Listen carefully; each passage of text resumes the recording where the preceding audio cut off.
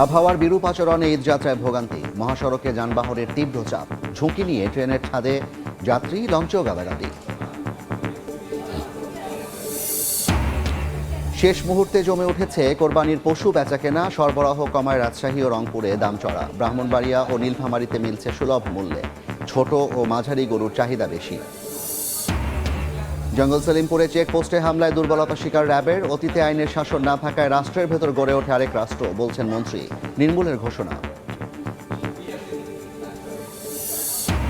খাদ্য উৎপাদনে বড় অবদান রেখেও দারিদ্র্যের সঙ্গে লড়ছে রংপুর, বাজেট বরাদ্দে বৈষম্য কমানোর দাবি, শিল্পায়ন বিনিয়োগে বিশেষ পরিকল্পনার তাগিদ।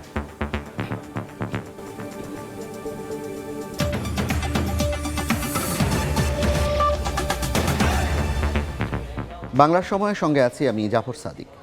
বৈরী আবহাওয়া উপেক্ষা করেই নারীর টানে বাড়ি ফিরছেন রাজধানীবাসী। সকাল থেকেই দমকা হাওয়া আর ভারী বৃষ্টি মাথায় নিয়ে ছুটে চলেন ঘরমুখো মানুষ। উত্তরবঙ্গের প্রবেশদ্বার ঢাকা টাঙ্গাইল মহাসড়কে ধীরগতিতে চলছে যানবাহন, আর গাজীপুরের শ্রীপুর ও চন্দ্রায় প্রায় 10 কিলোমিটার এলাকা জুড়ে পরিবহনের দীর্ঘ সারি। নৌপথেও ঘরে ফেরা মানুষের চাপ, দমকা হাওয়ার মধ্যেই ছুটে চলে নৌযান। পরিবার, আত্মীয় স্বজনের সঙ্গে ঈদ আনন্দ উদযাপন করতে বাড়ির পথে ছুটছেন মানুষ। বৃষ্টি আর বৈরী আবহাওয়া মাথায় নিয়েই তাদের ঘরমুখী যাত্রা। মঙ্গলবার সকাল থেকেই সাভারের বাইপাল থেকে গাজীপুরের শ্রীপুর এবং গাজীপুর চৌরাস্তা হয়ে চন্দ্রা পর্যন্ত যানজটে নাকাল ছিল সড়ক। গাড়ির দীর্ঘ সারির সঙ্গে ভোগান্তি বাড়িয়েছে ঝুম বৃষ্টি। বিকেলের দিকে অনেক পোশাক কারখানা ছুটির পর চাপ বাড়ে সড়কে। ঢাকা আরিচা মহাসড়কেও দেখা গেছে একই চিত্র। বাড়তি ভাড়া নিয়েও অভিযোগ করেন যাত্রীরা। গাড়ির মধ্যে কাগজ থাকে না, এর জন্য ভিজতে হয় বাচ্চা কাচ্চা নিয়ে। এইখান থেকে 30 সালের ভাড়া হলো 50 টাকা, এখানে ভাড়া চাইতেছে হলো 500 টাকা করে জন প্রতি। বাসে চাইতেছে 500, নেমুনার গাড়িতে চাইতেছে 400, সিএনজি চাইতেছে 600। ঢাকা টাঙ্গাইল যমুনা সেতু মহাসড়কে 23 কিলোমিটার এলাকায় থেমে থেমে যানজট দেখা গেছে। বৃষ্টিতে বিকল হয়ে পড়ে একাধিক গাড়ি। কুমিল্লা থেকে রাত্রে 11টার দিকে রওনা দিছি, 10-12 ঘন্টা হয়ে গেছে, আরও মনে করেন যে 6-7 ঘন্টা লাগবে। চাঁপাইনবাবগঞ্জ যাব, এটার কোনো সুফল নাই। আমরা সারা রাস্তায় শুধু জ্যামে ঠেলবো, যাত্রীর ভোগান্তি, আমাদের কষ্ট।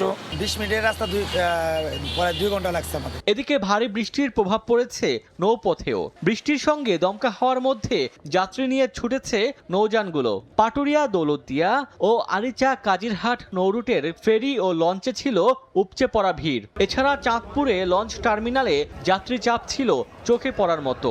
অনেক খুশি, ভালো লাগতেছে আর ঈদ করার জন্য গ্রামে আসছি। আমরা ফ্রেন্ডরা সবাই একসাথে আসছে ঈদের আনন্দ উপভোগ করার জন্য। বাড়ি গেলে তো আনন্দ লাগে, সবাই মিলে একসাথে ঈদ উদযাপন করা যায়। মা বাচ্চা আছে, মার সাথে আমার মেয়ে আছে, ওয়াইফ আছে, এদের সাথে ঈদ করতে যাইতেছে। এদিকে ঝড়ো হাওয়ায় গোপালগঞ্জ সদর উপজেলার মান্দারতলা এলাকায় ঢাকা খুলনা মহাসড়কে গাছ উপড়ে পড়ে 1.5 ঘন্টা যান চলাচল বন্ধ থাকে। 2 কিলোমিটার এলাকা জুড়ে দেখা দেয় যানজট। ওমর ফারুক, সময় সংবাদ। ঈদযাত্রার আরও খবর জানাতে এই মুহূর্তে গাজীপুরের চন্দ্রায় আছেন মেহেদি হাসান, সরাসরি যাচ্ছি তার কাছে। দেখুন, বেলা গড়িয়ে রাত হওয়া শুরু করেছে। এখনো কিন্তু আসলে মহাসড়কে যে পরিমাণ ভিড় ছিল সারাদিন আমরা দেখেছি, সেটি কিন্তু কোনোভাবেই কমছে না। এখনো হাজার হাজার শ্রমিক আসলে বাড়ির দিকে যাচ্ছেন, হেঁটে হেঁটে অনেকেই রওনা দিয়েছেন। আমরা কথা বলেছিলাম শ্রমিকদের সাথে, তারা আসলে যেমনটি বলছেন যে আজ সারাদিন তারা চেষ্টা করেছেন, পরিবহন সংকটের কারণে তারা যেতে পারেনি। তার পাশাপাশি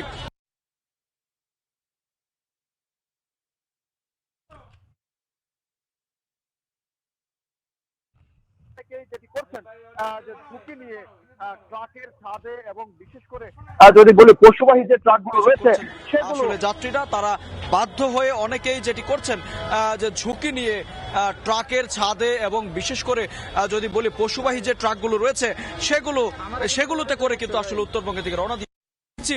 এই অটো, ব্যাটারি চালিত অটোর চাহিদা রয়েছে এবং ব্যাটারি চালিত অটো দিয়ে কিন্তু অনেকেই আসলে চেষ্টা করছেন যে টাঙ্গাইল পর্যন্ত যাওয়ার, তারপর উত্তরবঙ্গের যে বাকি পথটুকু হয়তো ভেঙে ভেঙে যাওয়ার চেষ্টা তারা করবেন, এমনটাই কিন্তু তারা বলছেন। তার চেয়েও বেশি যেটি বলা হয়ে থাকে, আপনি জানিয়ে রাখি যে এটি কিন্তু যানজট নয়, অর্থাৎ চন্দ্রার যে শেষ পয়েন্ট রয়েছে সেই পয়েন্টে মানুষজন, হাজার হাজার মানুষ আসলে সড়কে এসে ভিড় করছেন। সড়কে এসে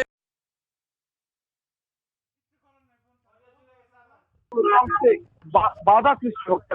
তবে শেষ মুহূর্তের খবর যদি বলি, কোনোভাবে কিন্তু দুর্ভোগ হচ্ছে না।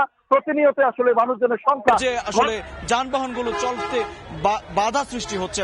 তবে শেষ মুহূর্তের খবর যদি বলি, কোনোভাবেই কিন্তু দুর্ভোগ কমছে না। প্রতিনিয়ত আসলে মানুষজনের সংখ্যা, ঘরমুখ মানুষের চাপ বাড়ছে এই সড়কে। তো এই ছিল গাজীপুরের চন্দ্রা থেকে আমার কাছে থাকা সবশেষ তথ্য। ঈদে ঘরমুখ মানুষের যাত্রার খবর সরাসরি শুনছিলাম গাজীপুরের চন্দ্রা থেকে। এবার কোরবানির পশুর হাটের খবর।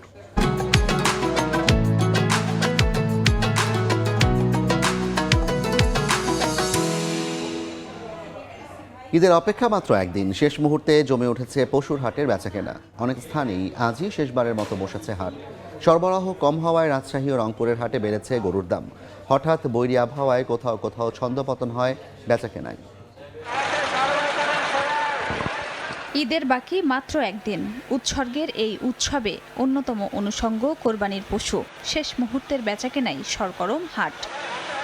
রাজশাহীর বানেশ্বর পশু হাটে জমজমাট বেচাকেনা। এই হাটে গরুর তুলনায় ছোট ও মাঝারি আকারের গরুর চাহিদা বেশি। শেষ সময়ে সরবরাহ কম থাকায় বাড়ে চাহিদা, তাই বাজারও চড়া। ক্রেতারা বলছেন গরু প্রতি 10 থেকে 15,000 টাকা বেশি দামে বিক্রি হচ্ছে। একই চিত্র রংপুরের পশুর হাটেও। আজকে অন্য হাটের চেয়ে তুলনামূলক একটু দাম বেশি মনে হইতেছে। গরুই বাজারে কম, এই জন্য দামটা বেশি। একটু চড়া দাম, তারপর কিনতে হবে। ব্রাহ্মণবাড়িয়ায় ভাদুঘর পৌর বাস টার্মিনাল হাটে ছোট, মাঝারি ও গরুর পাশাপাশি মিলছে মহিষ, ছাগল, ভেড়াও। সবাই গরু কিনতে পারতেছে, আগের মতন এত আহামরি দাম নেই। এটার দাম 82,000 টাকা দিয়া। গরুর বাজার একটু বাড়তে পারে, কম তো না। নীলফামারীর ঢেলাপির গরুর হাটেও জমজমাট বেচাকেনা। জেলার বিভিন্ন প্রান্ত থেকে গরু নিয়ে আসেন পাইকার ও ব্যাপারীরা। গরু তো আছে ভালো, কিন্তু দামে বলেছে না, দাম অনেক বেশি যাচ্ছে। যে হিসাবে পালন করছি সেই হিসাবে আমাদের চাহিদা অনুযায়ী দাম পাচ্ছি না আমরা। ঠাকুরগাঁওয়ের পশুর হাটগুলোতে 50,000 টাকা থেকে শুরু করে 4 লাখ টাকা পর্যন্ত বিক্রি হয় কোরবানির গরু। এদিকে বৈরী আবহাওয়ায় চরম বিপাকে পড়েন গোপালগঞ্জের হাউজিং প্রকল্পের পশু হাটে আসা মানুষ। খাদিজা স্বপ্না, সময় সংবাদ।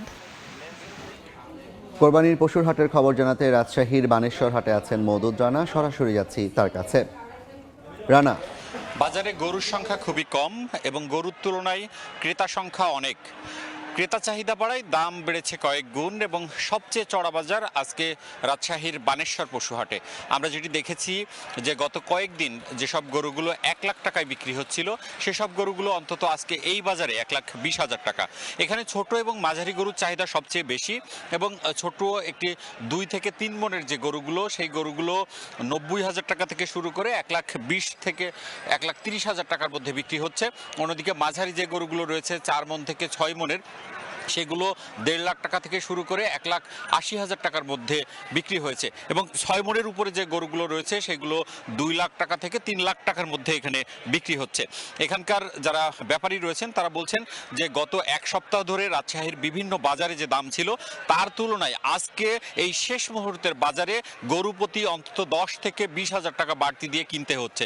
অন্যদিকে আমরা দেখেছি অন্তত কয়েকশো মানুষ এখান থেকে গরু না পেয়ে তারা চলে গিয়েছেন এবং এখানে যে বাজার কমিটি রয়েছে তারা বারবার ঘোষণা দিচ্ছেন যে পাইকার যারা রয়েছেন তারা গরু নিয়ে আসবেন এবং রাত পর্যন্ত এই বাজার তারা চালাবেন।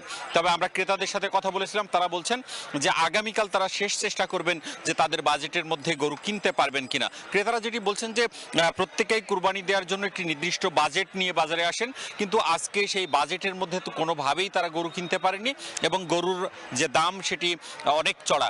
আমরা বাজারে এখনকার যে চিত্র দেখছি, এক একটি গরুর আশেপাশে অন্তত 4-5 জন ক্রেতা দাঁড়িয়ে আছেন, তারা গরু পছন্দ করছেন, দামাদরি করছেন। যখন দাম কষাকষির পর তাদের পছন্দসই একটি দাম হচ্ছে তখন তারা আসলে গরু কিনছেন এবং এখানকার যারা গরু বিক্রি করছেন সেই বিক্রেতারা বলছেন যে গোখাদ্যের বাজারের কারণেই দাম এই মৌসুমে শুরু থেকেই বাড়তি ছিল, তবে শেষ বাজারে ভালো দাম পেয়ে তারা খুশি। তারা বলছেন যে অনেক বছর পর তারা ভালো লাভ করতে পেরেছেন। এই ছিল রাজশাহী থেকে আমার কাছে সবশেষ। পশুর হাটের খবর জানতে যুক্ত ছিলাম রাজশাহীর বানেশ্বর থেকে। সবচেয়ে আপডেটেড ফিচার্স নিয়ে 140টিরও বেশি দেশে কনকাফ রেঞ্জ। মনিটরিংয়ের দুর্বলতায় চট্টগ্রামের জঙ্গল সলিমপুরে যৌথ বাহিনীর ক্যাম্পে সন্ত্রাসীরা হামলার সুযোগ পেয়েছে বলে স্বীকার করেছেন র্যাব মহাপরিচালক। তবে ইয়াসিন বাহিনী ও অবৈধ দখলদারদের সেখান থেকে উচ্ছেদ করা হবে বলে জানিয়েছেন তিনি। এ ঘটনায় গ্রেফতার করা হয়েছে ৩০ জনকে। সীতাকুণ্ড থানায় ৩৫ জনের নাম সহ ২০০ জনের বিরুদ্ধে মামলা করেছে পুলিশ। এদিকে সন্ত্রাসীদের নির্মূলের কথা জানিয়েছেন স্বরাষ্ট্রমন্ত্রীও। সন্ত্রাসীদের অভয়ারণ্য হিসেবে পরিচিত হয়ে ওঠে চট্টগ্রামের জঙ্গল সলিমপুর। কয়েক মাস আগে অভিযানে গিয়ে সন্ত্রাসীদের হামলায় নিহত হন র্যাব সদস্য। পরে এলাকাটির নিয়ন্ত্রণ নেয় আইনশৃঙ্খলা বাহিনী। ৩১ মে জঙ্গল সলিমপুরে যৌথ বাহিনীর অস্থায়ী ক্যাম্প উদ্বোধনের কথা ছিল স্বরাষ্ট্রমন্ত্রীর। তবে যাত্রা শুরুর আগেই রোববার রাতে ক্যাম্পে চালানো হয় ফিল্মি স্টাইলে হামলা। বুলডোজার দিয়ে ক্যাম্পটি গুড়িয়ে দেয় সন্ত্রাসীরা। হামলার এক পর্যায়ে র্যাব ও পুলিশ সদস্যদের লক্ষ্য করে গুলি চালানো হয়। এ সময় আত্মরক্ষায় পাল্টা গুলি চালায় যৌথ বাহিনীও। পরে পিছু হটে সন্ত্রাসীরা। জঙ্গল সলিমপুরের ঘটনা নিয়ে র্যাব মহাপরিচালক বলেন, ইয়াসিন বাহিনীর অতর্কিত হামলার ঘটনায় আগে থেকে বিষয়টি সঠিকভাবে মনিটর করতে না পারায় এ ঘটনা ঘটেছে। তবে ইয়াসিন বাহিনী বা অবৈধ দখলদার সবাইকে উচ্ছেদ করা হবে। এ ঘটনায় গ্রেফতার করা হয়েছে ৩০ জনকে। আমার মনে হয় আমাদের কিছুটা দুর্বলতা ছিল, এটা অস্বীকার করার উপায় নেই। আমরা হয়তো তাদের কার্যক্রমটা সেই লেভেলের মনিটরিংটা করতে পারিনি, তবে আমাদেরকে ওভার পাওয়ার করার মতো শক্তি তাদের নাই। এদিকে র্যাব ও পুলিশের একাডেমি নির্মাণের খবরে সন্ত্রাসীরা সেখানে হামলা চালিয়েছে বলে মন্তব্য করেন স্বরাষ্ট্রমন্ত্রী। তিনি বলেন, বিগত সরকারের সময় আইনের শাসন না থাকায় জঙ্গল সলিমপুরে সন্ত্রাসীরা রাষ্ট্রের ভেতর আরেকটা রাষ্ট্র তৈরি করেছিল। দীর্ঘ ১৭ বছর দেশে কোনো আইনের শাসন ছিল না, দুর্বৃত্তায়নের একটা মহামারী ছিল। তারা যে উদ্যত আচরণ করেছে, যে দুঃসাহস দেখিয়েছে, সেটা আমরা খুব কঠোরভাবে নিয়ন্ত্রণ করব। এছাড়াও সীমান্তে দুই একটা বিচ্ছিন্ন ঘটনা ঘটলেও দেশে অস্থিতিশীল হওয়ার মতো কোনো ঘটনা ঘটেনি বলে মন্তব্য করেন স্বরাষ্ট্রমন্ত্রী। পাল্টা গোলাগুলির ঘটনা ঘটেছে, সেটা স্বাভাবিক প্রক্রিয়া, এরকম হয়ে থাকে। খাদিজা স্বপ্না, সময় সংবাদ। দেশের খাদ্য উৎপাদনে বড় অবদান রেখেও দারিদ্র্যের সঙ্গে লড়ছে রংপুর অঞ্চল। অথচ জাতীয় কৃষি উৎপাদনের ২২ থেকে ২৫% আসে রংপুর বিভাগ থেকে। তবুও এই অঞ্চলের মানুষ দরিদ্রতার বৃত্ত ভাঙতে পারছে না। রংপুর বিভাগে গড় দারিদ্র্যের হার ২৪.৮%। গবেষকদের মতে দীর্ঘ সময় ধরে বাজেট বৈষম্য, বন্ধ কলকারখানা চালুর উদ্যোগ না নেওয়া এবং কৃষিভিত্তিক শিল্পে বিনিয়োগের অভাবে ক্রমাগত পিছিয়ে পড়ছে এই অঞ্চল।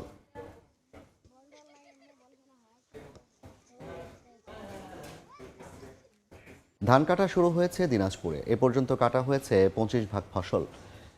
পেকে যাওয়ায় কেউ নিজে কাটছেন, কেউ আবার কম্বাইন্ড হারভেস্টার দিয়ে কাটাচ্ছেন সোনালী ফসল। তবে দাম নিয়ে দুশ্চিন্তায় চাষি। তারা বলছেন, উৎপাদন খরচ বাড়লেও বাড়েনি ধানের দাম। এ কারণে লোকসানের শঙ্কায় তারা। তবে প্রাকৃতিক দুর্যোগ এড়াতে ৮০% ধান পেকে গেলেই কেটে ফেলার পরামর্শ কৃষি বিভাগের।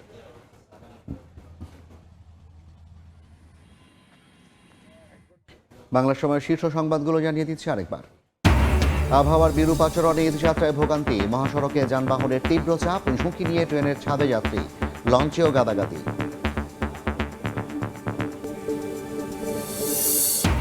শেষ মুহূর্তে জমে উঠেছে কোরবানির পশু বেচাকেনা, সরবরাহ কমায় রাজশাহী ও রংপুরে দাম চড়া। ব্রাহ্মণবাড়িয়া ও নীলফামারীতে মিলছে সুলভ মূল্যে। ছোট ও মাঝারি গরুর চাহিদা বেশি। এবং জঙ্গল সলিমপুরে চেকপোস্টে হামলায় দুর্বলতা শিকার র্যাবের। অতীতে আইনের শাসন না থাকায় রাষ্ট্রের ভেতর গড়ে ওঠে আরেক রাষ্ট্র, বলছেন মন্ত্রী। নির্মূলের ঘোষণা।